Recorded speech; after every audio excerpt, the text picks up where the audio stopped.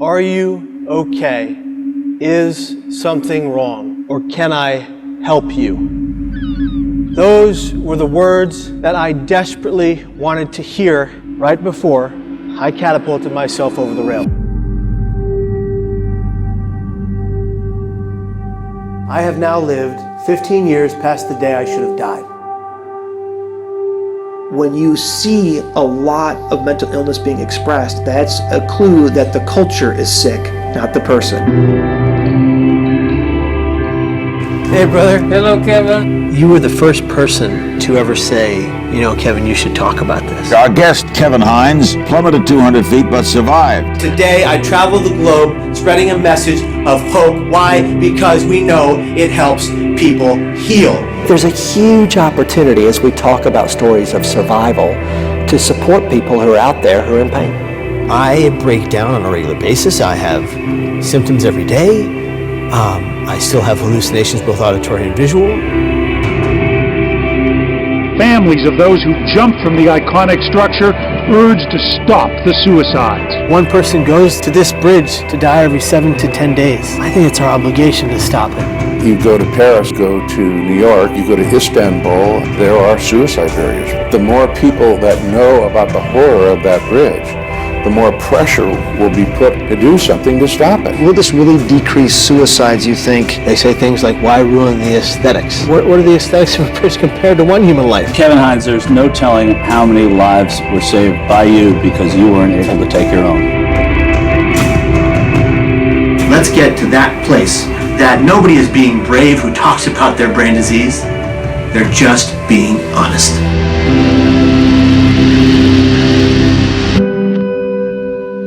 My name is Kevin Hines, and this is my story.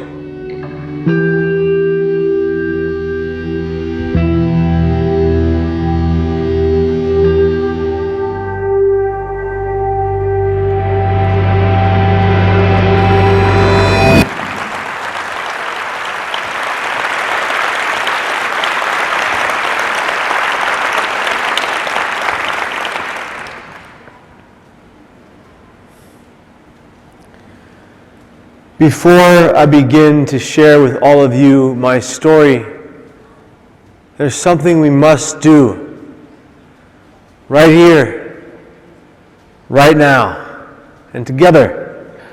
We must take a moment of silence for all of those that we have lost to death by suicide from lethal emotional pain. In my short 37 years on this beautiful planet, I have lost 8 people I love to this pain, and I have felt it on many occasions myself. Not the least of which was my biological mother, Marcia, may she rest in peace, and the most recent of which were 3 of the greatest brain health activists this world has ever known with lived experience who took their lives. The most recent of which was a man named Jeremy Richmond, who lost his daughter, who was 6 years old, at Sandy Hook. And during the recent Parkland incidents, he could not bear the brunt of that pain any longer, and he took his life.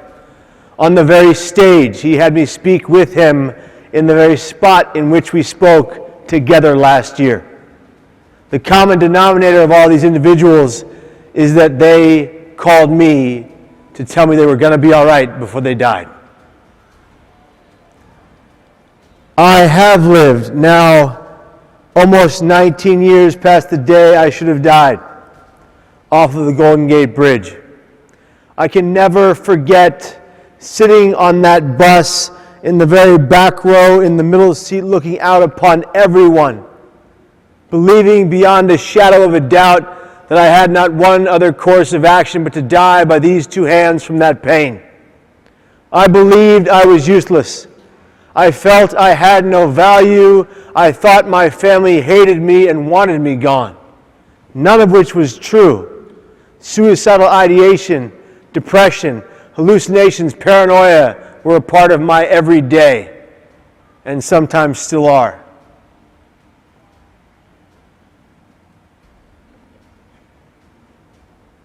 I found myself with a black cloud raining over my head, Rain, hail, sleet, and snow simultaneously, and I thought at 17 years of age prior to my jump that I was the only one.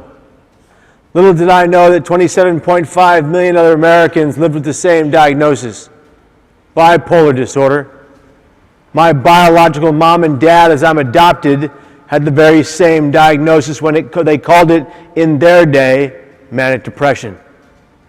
They would turn to drugs and alcohol after having me and my brother Jordash. We were living in a situation in my infancy that no infant or child should ever live in squalor, in a crack motel, in the Tenderloin of San Francisco, the worst neighborhood there then, the worst neighborhood there today.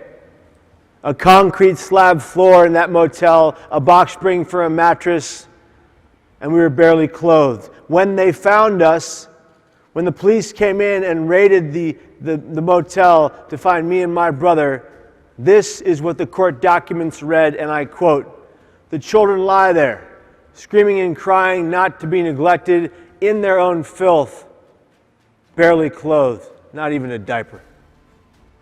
I had a distended belly filled with liquid, a bruise from the top of my sternum to the bottom of my abdomen from being malnourished. When Patrick and Deborah Hines adopted me and made me their son, gave me my first glimmer of hope, my first light at the end of that proverbial tunnel, when they took in 3 kids from 3 separate families into one and made a melting pot of a family. We didn't look alike and people noticed. Me, I'm mixed. You can think of me as everything but Russian. Let's go with that. Or as my brother black, my sister white, people very confused. Women who saw me and my brother and sister walking with our mom, they would do a semicircle around us like some kind of lion pride. They lean in, they do one of these, then one of these, and they'd say, "Excuse me, miss," to my mom. And she would say, "Yes." And they would say, "How did all of that happen?" And that's when my mom would very quickly and aptly reply, "Oh, you know, different fathers." Which was only epic because it was true. It was great. Way to go, Debbie Hines. Round of applause for Debbie Hines. Yes. Yeah. As I grew a little older, I found myself in grade school being tormented by the other students.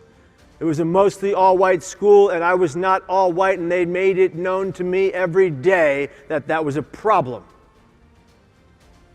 As a matter of fact, they would hold me down, the 8th graders to a 4th grader, with their hands on my head and say, "Swing, little N-word, swing." Or they'd hold me from behind, pull my ears from behind me and say, "Whistle, little N-word, whistle." Or they wouldn't say anything at all. They'd simply pick me up, turn me upside down, and place me in a garbage can, face first. And they said that's what I was. That was my day-to-day back then. And the first time I ever heard auditory hallucinations was in 4th grade. But I never told anybody. How does a 4th grade child tell mom and dad that he's hearing voices in his head that don't belong to anyone he knows or loves? Auditory hallucinations telling him how useless and pathetic he is. The voices would go away. They would return back at 17 years of age on a stage like this. At Archbishop Reardon High School, the school my father Patrick went to, the school I went to because of him. I stood on that stage looking out into a crowd of 1,200 people, and that's when it happened. My brain broke. Right then, right there, was my first severe symptom of that disease they would later say I had, called bipolar. I believed in a fit of extreme paranoid delusion that every single one of the 1,200 individuals I was looking at were at any moment going to simultaneously attack and kill me.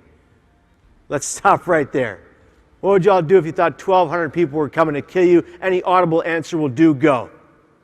Run. Yes, yes, of course. And I ran off stage, and I ran to the lobby where I met with Mr. John Fennell, the theater director. John Fennell was a character. He was a failed actor turned high school thespian director. But he was the greatest teacher any of his students would ever have. And John Fennell next to my biological mom, would be the second person I would lose to suicide. I love that man like he was a second father figure. Fast forward, I find myself at 19 writing that note. That only 20% of people who die by suicide actually write in the civilian population. I wrote that note to my mom and my dad and my brother and my sister and my best friend Jake Lewis and my girlfriend. I said to my mom, "Mom, I love you, but you're not always right. Dad, I love you, but stop bringing the office home. This isn't work." I said to my little brother Joseph, who wanted to be nothing more than the greatest DJ on the West Coast. He was making those mixed cassette tapes when they were still hot. Who still plays mixed cassette tapes? Come on, there we go. It's not dead yet. Give everybody here a tape deck. And let's go 8-track even, okay? And so I said to my little brother, "You be a household name." I said to my sister who wanted to make films, "You got this, go get it." I said to my best friend Jake, arguably the worst part of the entire note, "You'll find another best friend." As if that's remotely how it works. And that's later on when I found myself on that bus, hoping, wishing, and praying that one person would see me, see my pain, and say something kind. "Are you okay? Is something wrong? Or can I help you?" is all I needed that day to stay alive. The only person to react to me crying on that bus, waterfalls flowing from my eyes, mucus dripping from my nose, was the guy to my left, who said to the fellow next to him, while pointing at me with his thumb with a smile on his face, "What the hell's wrong with that kid?" And that, my newfound friends, is what's wrong with some of our society today. Our innate human ability to see somebody, anybody, in the greatest lethal emotional pain they've ever experienced, but feel nothing for them but fear of them and apathy toward them. That's his or her problem, but it ain't mine. I disagree, and I know you agree with me, that if we, my friends, are nothing else on this gorgeous planet, we are supposed to be one thing together. Our brothers and sisters and individuals keepers. Are we not?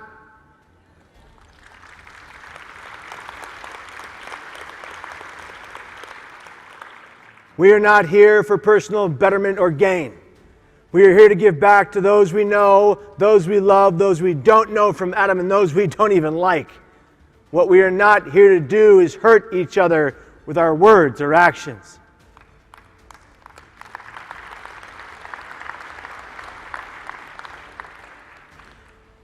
I wish I knew back then what I know today, that our thoughts do not have to become our actions.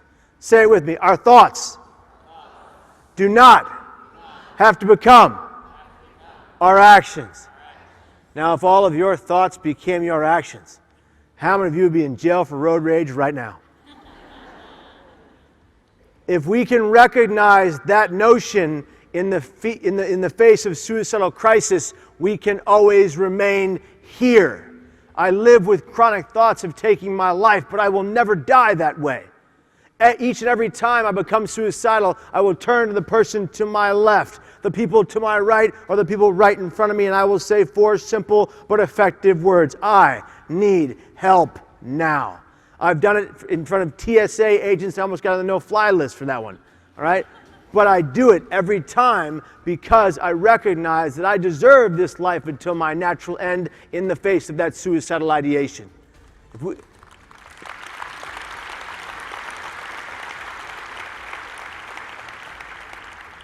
On the day I attempted to die by my hands off that bridge, the 9th wonder of the world, what some call the most beautiful man-made structure ever created, I walked out into a particular light rail. I leaned my body over that rail, my tears falling to it, to the waters below. And a woman approached me from my left. I thought she was going to ask me if I was okay. She smiled at me, and I thought, this is it. This is the woman that's going to save my life today. I could not reach out. I needed someone to reach in. Instead, she said, "Excuse me, will you take my picture?" in that accent. I had to laugh inside like, "Lady, this is terrible timing, but okay." And I took her picture 5 times. She walked away. And that's when I said to myself, absolutely nobody cares. Was that true? Everybody cared that knew me. My acquaintances would have been there to rip me from that rail to safety because of how much they cared. She walked away. I said, nobody cares. The voice in my head screamed at decimals you cannot fathom or understand without me piercing your eardrums. Jump now, and I did. I catapulted my hands over that rail. My legs cleared it. Upon clearing that rail, it was an instantaneous regret for my actions and the 100% recognition that I just made the greatest mistake of my life, and it was too late. 39 individuals have survived the fall off the Golden Gate Bridge. Roughly 99% have not. They can never tell their stories. I fell 220 feet, 25 stories at 75 miles an hour in 4 seconds. Upon hitting that water, I went down 70 feet beneath the water's surface. I opened my eyes, I was alive, and I was drowning. Somehow I made it to the surface, but not before believing I was going to die, convulsing and thinking I'm not going to make it. I said to myself, Kevin, you can't die here. If you die here, no one will ever know you didn't want to. No one will ever know you knew you made a mistake. I broke the surface, I bobbed up and down in the water, and I did the one thing I've had control over since kindergarten. I prayed. God, please save me. I made a mistake on repeat, and I believe He heard me. In the water, something began to circle beneath me. I thought to myself, you've got to be kidding me. I didn't die off the Golden Gate Bridge, and a shark is going to devour me. This is ridiculous. It turned out, ladies and gentlemen and friends, that it was not a shark, not by a long shot, it was a sea lion. And the people above looking down believed it to be keeping my body afloat until the Coast Guard boat arrived behind me. The only creature to help me that day was not human. Now this is my message I impart to you. The psychologists of this world, the individuals serving people like me and the pain I have. You must treat us like human beings before patients and consumers. We're not shoppers at Target, although some of us are, but we're not shoppers at Target. We are human beings, and we are citizens of hope trying to find it so we can survive the pain at any cost. Even if your patients feel like they have to die, it is our duty to help them recognize their true value, that they are worthy and that they matter to you. And if that means breaking the barrier of psychologist and friend, that's what it means to keep them here. Ladies and gentlemen and friends, I leave you with this message I carried with me every single day since I've heard it. It means the world to me. It's a quote that I live by. It is my mantra. Yesterday is history. Tomorrow is a mystery, but today is a gift. That is why we call it the present. If y'all don't believe me, ask your kids, because Master Oogway from Kung Fu Panda said that, and talking turtles always know what's up. Yesterday is history. Tomorrow is a mystery. Today is our gift. Let us always and forever cherish this day and every waking moment we get the privilege of having on this earth. From the bottom of my heart, thank you for listening. Go about your wonderful conference and your day here at APA and change the world right now. Thank you very much.